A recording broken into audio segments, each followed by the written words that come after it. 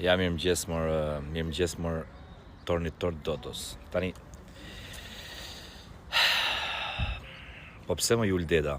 Po ne që e kemi për punë, si do ja bëjmë? E ka fjalën për TikTokun dhe për mbylljen e TikTokut. Ajo është zgjidhja, të mbyllim gjitha rrjetet sociale dhe të mbaroj puna?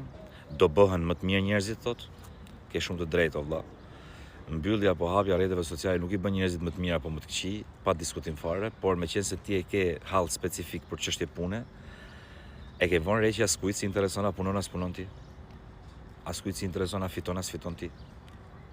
Sepse e ke parasysh atë historinë e lopës, si e shqiptari, dhe më thonë, nëse unë nuk e kam lopën, lutem që të mos e kesh as ti.